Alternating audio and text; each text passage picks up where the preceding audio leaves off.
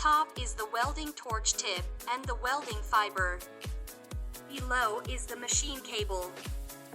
Cut the cable tie.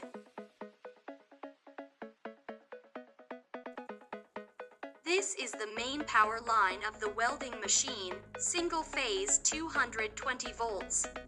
This is the safety lock line when welding will be used. This is the air pipe for welding protection. This is the wire feeder signal line, which is used to transmit the signal of the wire feeder.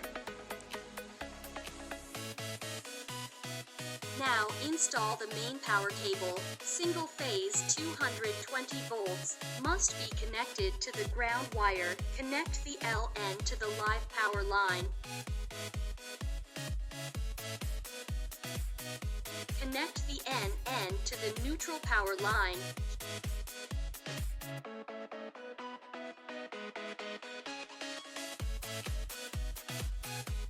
EE to the ground wire.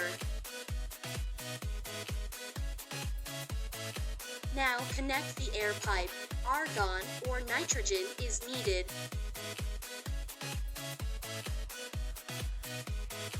The pressure is adjusted to 3 bar, and the gas flow is not less than 15. Connect the wire feeder signal line to the wire feeder.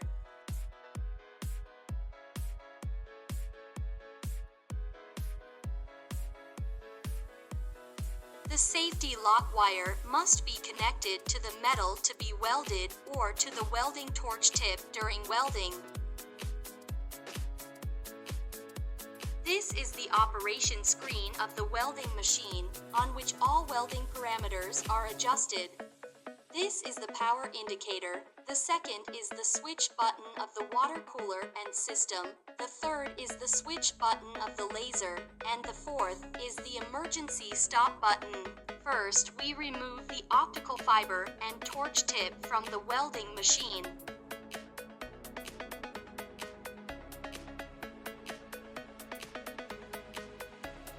Then open the welding machine cover.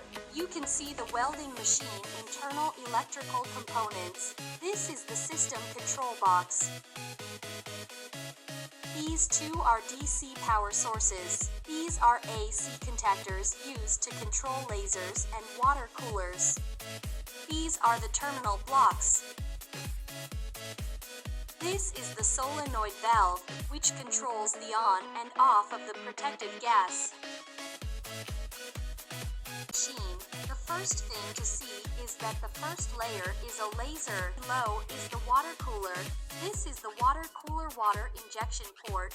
Water injection capacity is 12 liters. Choose pure water or distilled water.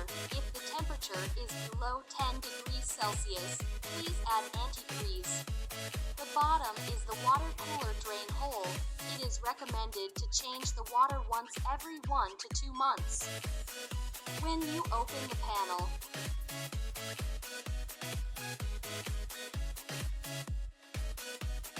the sides of the laser and the water cooler.